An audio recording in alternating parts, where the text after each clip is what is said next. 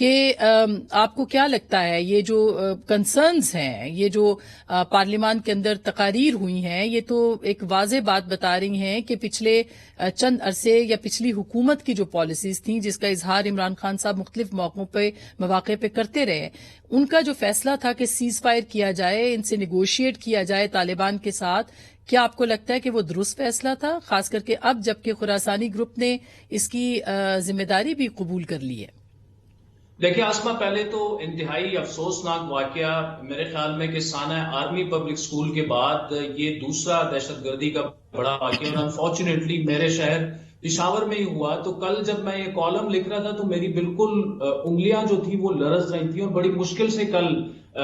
میں نے پروگرام کیا۔ دیکھیں 100 جوانوں کی لاشیں اٹھانا جو ہے، یہ 100 گھر برباد ہو چکے ہیں، لیکن اس کی پوری ذمہ داری جو ہے یہ ہماری جو پالیسیز رہی ہیں، جو کورس کریکشن ہم نے نہیں کیا۔ جب ہمارے جیسے لوگ چیخ کر کہہ رہے تھے کہ دیکھیں افغانستان میں طالبان آ گئے ہیں اور کلعدم تنظیمیں، یہاں پر شدت پسند تنظیمیں ٹی ٹی پی کی صورت میں وہ مضبوط ہوں گی، اور اس کی بڑی وجہ یہ ہے کہ یہ جتنے بھی شدت پسند اور دہشت گرد ہیں، یہ 20 سال شانہ بشانہ امریکہ کے خلاف افغان طالبان کے ساتھ ان کی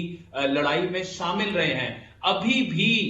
ٹی ٹی پی کے لوگ جو ہیں وہ رینک اینڈ فائل کا حصہ ہیں۔ دوسری بات یہ ہے کہ ٹی ٹی پی نے امیر المومنین جو ہے طالبان کے، انہیں اپنا امیر المومنین مانتے ہیں، ملا ہیبت اللہ کو، ان کے ہاتھ پہ بیعت کی ہوئی ہے، اور ان کا جو بھی حکم عدولی اگر وہ کرتے ہیں تو وہ پھر بیعت ختم ہو جاتی ہے۔ تو افغان طالبان کیوں کھل کر ان واقعات کی اس طرح سے مذمت نہیں کر رہے؟ ان کے پرائم منسٹر کی اگر آپ سٹیٹمنٹ اٹھا کے دیکھیں یا ان کے فارن منسٹر کی،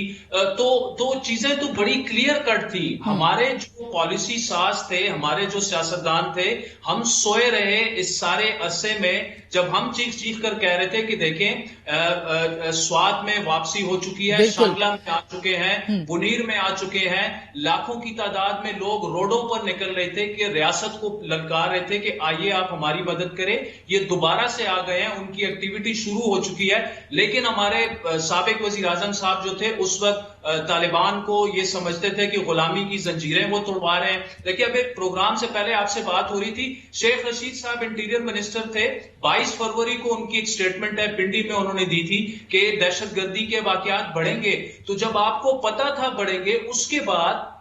آپ نے کس مینڈیٹ کے تحت آپ گئے اور ٹی ٹی پی کے ساتھ آپ نے معاہدہ کیا؟ بالکل یہ بات درست ہے۔ میرے پروگرام میں بھی آن دا ریکارڈ انہوں نے یہ بات کی تھی کہ دہشت گرد یہاں پہ داخل ہو چکے ہیں۔